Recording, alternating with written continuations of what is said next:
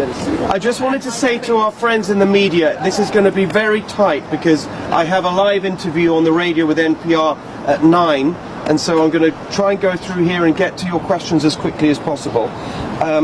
But I just want to start by showing you this. This is from the California Secretary of State's website this morning. 35 days left to finish counting the election. What are we thinking about? 35 days. What an absolute shambles. An absolute shambles for this great state of ours to be in this situation.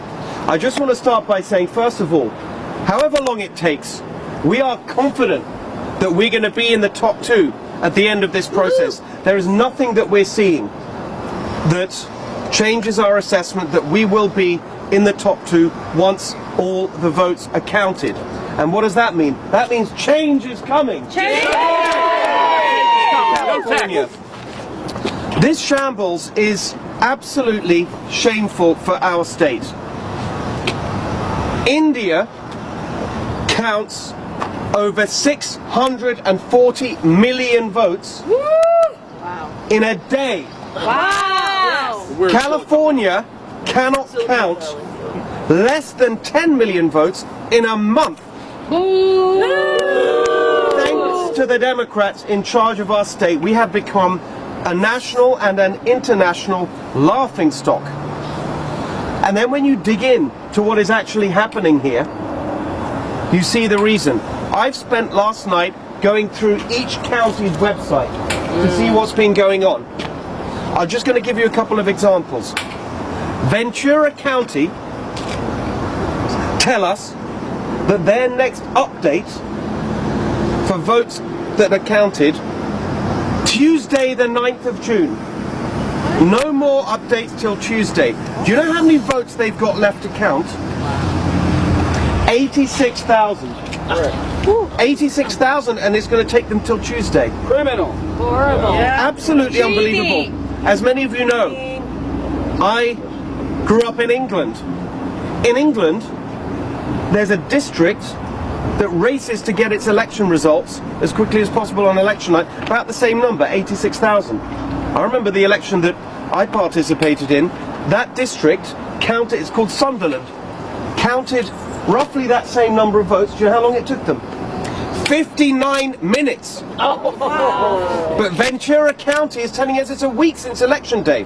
Marin County, guess what their plan is? They're really racing to get on with it. They're gonna start, here's the plan. We start processing at 9 a.m. and we end at 5 p.m. prompt. Getting election results for Marin County, apparently, is just a regular 9 to 5 job. Not good. It's absolutely outrageous, this attitude. Sacramento County, what are they going to give us? Updates. This is Sacramento, where our state capital is. Updates every Tuesday and Friday until July the 2nd. Why? Why? Because we have this outrageous, dilatory attitude where they don't have the respect for the people of California to get on with it and get this done in a timely manner, like every other normal place, not just in this country but in the world. Look at the way Florida does it. Within hours you have the results. Florida has mail-in ballots. Florida has early votes. Governor DeSantis prides himself on doing this properly. But what do we have here? Just people sitting around. I mean, look at this. Today, this is the California Post. That's what's going on in our election count. Sitting around in these election centers while we're all waiting to see who won the elections. Just completely outrageous.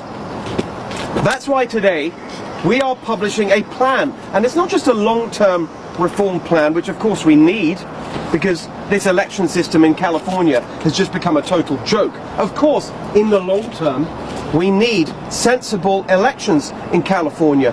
Mail-in ballots must arrive by election day if they're going to be counted. Accountability. Yes. Accountability now. Mail-in ballots can only be offered by request as it used to be. We shouldn't be sending out mail-in ballots to everyone on the voter rolls when we know the voter rolls are completely wrong. We should be pre-counting these votes just like Florida does, so it doesn't end up being this mad backlog that takes a month or so to count. It's completely ridiculous. That's for the long term. That's after we're elected. That's the change we're going to bring, because we need change for our elections as well as everything else. Today, though, I am publishing a short-term plan, an emergency plan for this election, so we can bring this farce to an end quickly. I'm offering this to Gavin Newsom, trying to be helpful, to stop the humiliation, end the farce, count the votes, get us the results. The plan that I'm announcing today, the Election Count Accelerator Plan, will give us final and full verified elections by 8 p.m. next Thursday, the 11th of June. Now that is way longer than it should take. Of course. Yes. But it's a lot better than July the 2nd. Yes. We can do this. I'm offering to work with Gavin Newsom to bring our elections to a timely conclusion by 8 p.m. on Thursday, June the 11th, with my Election Accelerator Plan. It involves surging workers to these election centres, so you don't have just empty places, nothing happening. People working round the clock to make this happen. I'm proposing a regional surge team for every area where the counties don't have the resources. I'm laying out plans for an accelerator fund so that we can actually remove any obstacle to getting this done. Elections are at the heart of our republic. We can't have confidence in the elections. What's the point of anything else? We've got to get this done. It is an absolute disgrace. I stand ready to help Gavin Newsom to bring this election to a timely conclusion. I can mobilize friends and supporters from the logistics industry, from technology. We are ready to do this, to work together, to make this happen. Yes. Gavin Newsom, on the other hand, expressed the most shocking attitude I've ever seen. When we put this out last night, here's what he said. This is Gavin Newsom's response to my offer to get this done quickly and efficiently. I'm quoting now. It is concern, he's talking about me, it is concerning that a candidate for governor doesn't know the governor has nothing to do with counting ballots. Nothing to do with that. I mean, what are you talking about, Gavin Newsom? Gavin Newsom himself wrote to all the counties to say, get on with this count and don't let it drag on. That is the attitude that is so destructive for California. We've got a governor who seems to think he's got nothing to do with anything. Yep. Look at, it's the same attitude you saw with the situation with the parole board. We had an evil child murderer and rapist.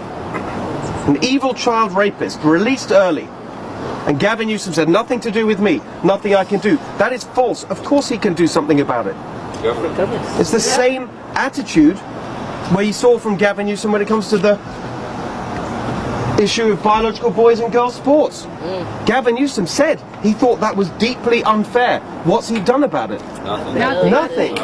Because we've got a do-nothing, checked-out governor that thinks nothing is his responsibility. And he allows this beautiful state of ours to be humiliated around the world while he does nothing. Do nothing, checked out, Gavin Newsom, all he cares about is running for president. The other thing he says, he wishes the count moved faster. Wishes. We need a governor who doesn't wish for things to happen, but actually makes things happen. Yes. I'm sure Gavin Newsom wishes that we could deal with homelessness. I'm sure Gavin Newsom wishes we could get taxes down. Yes. Get the schools teaching our kids. I'm sure he wishes we could have lower gas prices. But we've got a governor that wishes but doesn't act. No more. Change is coming. We're gonna have a governor. Hilton!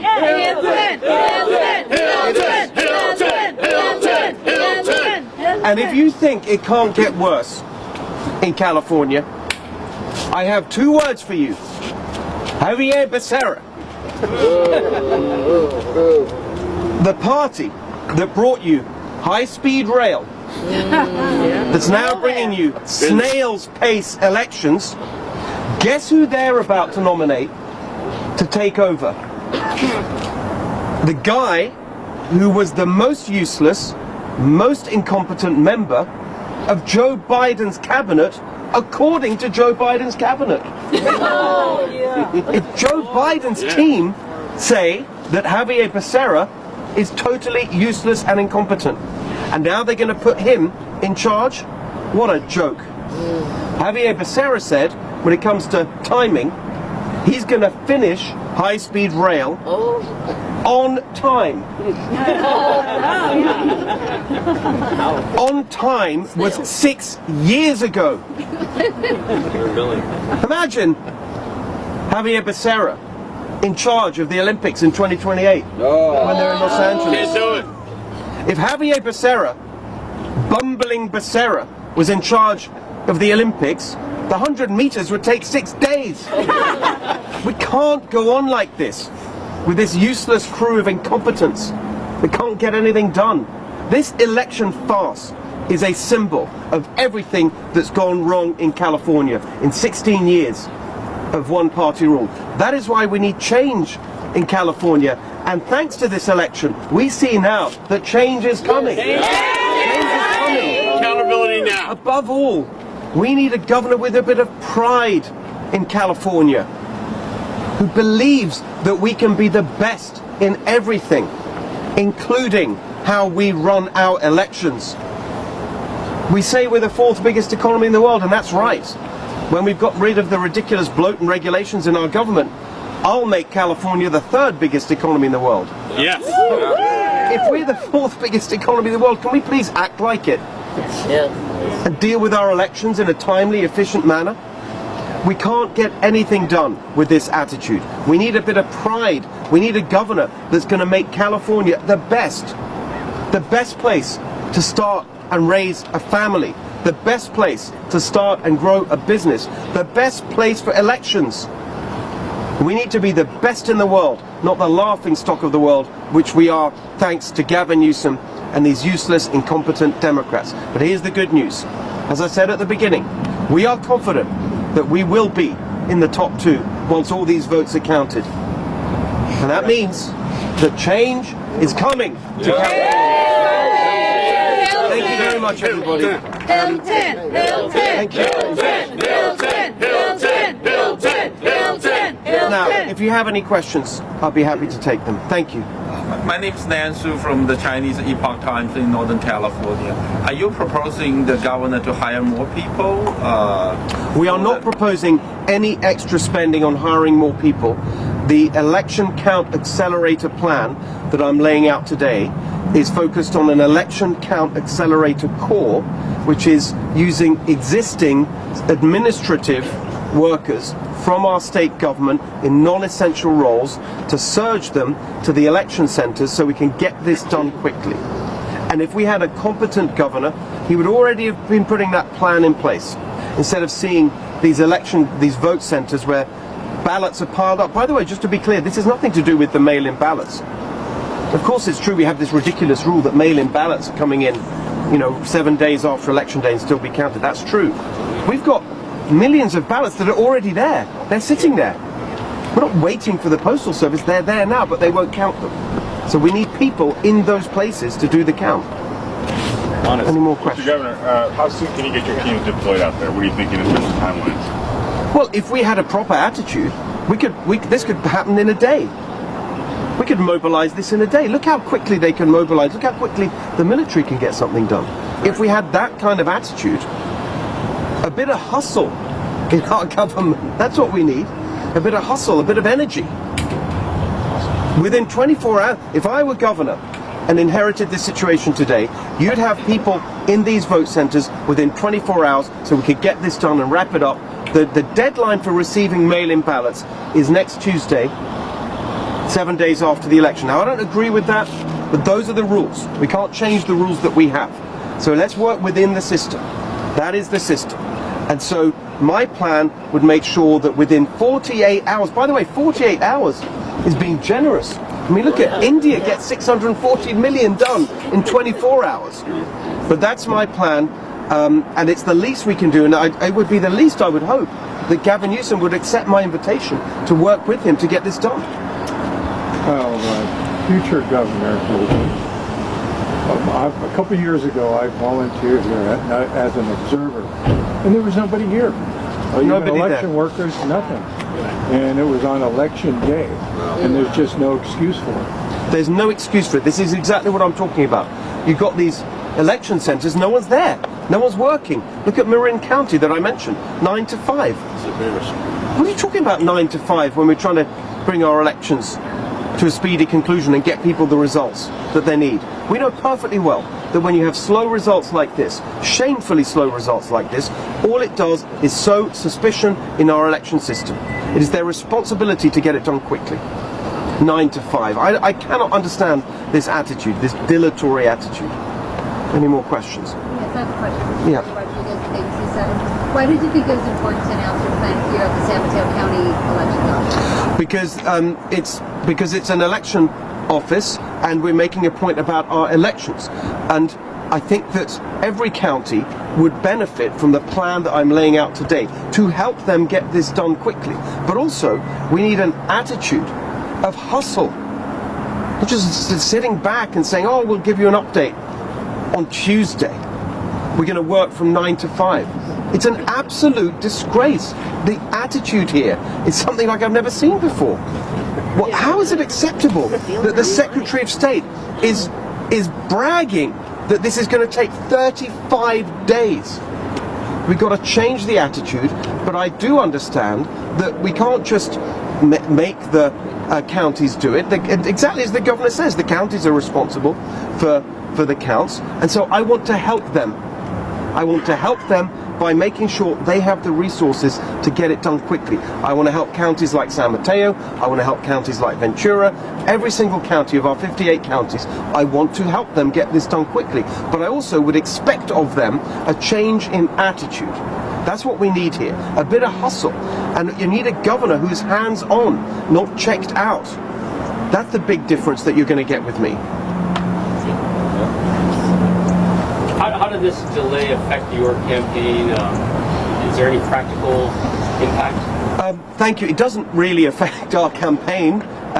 As I said at the beginning, we're confident that we will be in the top 2 once all the votes are counted. Of course, they should have been counted by now, but that's just a question of waiting for the time. But as you've seen, I'm not waiting for this incredibly slow snail's pace count to finish before getting on the campaign trail. Today is part of that, because actually today is part of showing California the kind of governor they will have with me. Someone who gets on with it, who wants to make things happen, who doesn't accept second best, or in this case, 100th best. We're going to have a governor who actually cares about California leading the world, not being the laughingstock of the world. So today's event is part of the campaign. Yesterday, we were in San Francisco with a round table with small business owners, learning about what we can do to help our small business community, a big focus for me. Tomorrow will be the same. We're not waiting, because change is desperately needed in California. And the plan is very simple. Change is coming. But however long it takes to get the results, we're confident we'll be in the top 2. And that's why the campaign has not stopped at all, because we don't have a lot of time. When you look at the time between now and November, I've always said it is not going to be easy to pull this off. It's true that it's been a long time since we've had a Republican governor. I understand the expectation that a lot of Democrats have that once it's a top 2 choice between myself and Xavier Becerra, that they have this arrogant attitude that the Democrats bound to win, and we need to shake them up a bit. So we're not going to rest. We're going to keep going for it because this state desperately needs change. And actually, a majority of Californians now say that. 56% in a poll last Friday of Californians say that it is time for change in California, that we're on the wrong track. And that's why the campaign goes on, regardless of however long it takes to count the votes. Hilton! Hilton! Hilton! Hilton! Hilton! Comment about the helicopters in Los Angeles County. No, I just want to say one thing about some of the stories that we're seeing, and in a general. I don't want to comment on any specifics until we've had more information and investigated, but I just want to reassure all my supporters, all our voters, that we are monitoring everything very carefully. We have lawyers standing by if needed. We're not going to take any risks with this because it's important that we get the chance for change in November. But so far we haven't seen anything that warrants that kind of intervention. Any more questions from someone who hasn't asked a question? Yeah. Lisa from Southern California. So what's your strategy for the next step for November? To show Californians that change is possible, positive, practical things that will help Californians in their daily lives. Your first 100 grand tax-free, $3 gas, cut your electric bills in half, a home you can afford to buy. These are the things that we're going to be taking on the road to everyone in California to show that change is coming.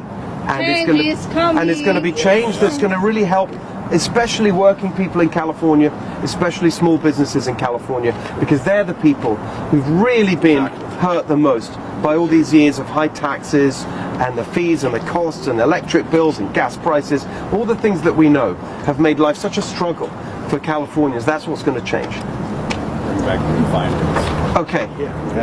One last question. Thank you. Yes.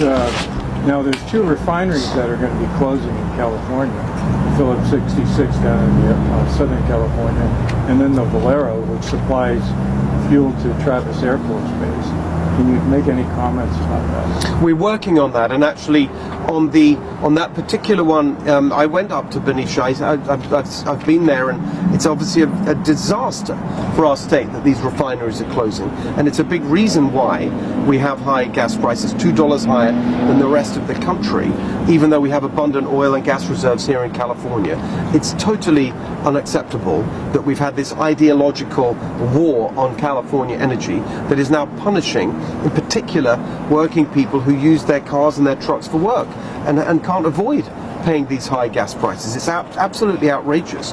In terms of the refineries, I was down in Torrance at a refinery just the other week, learning exactly about how we can help the industry, help them get back on track. And there is a conversation with the federal government about what we might be able to do, particularly on that one here in the Bay Area, because of the connection to Travis. So no announcements on that today, but it's something that we take very seriously. All right, thank you very much, everybody. Thank you for coming. I appreciate it.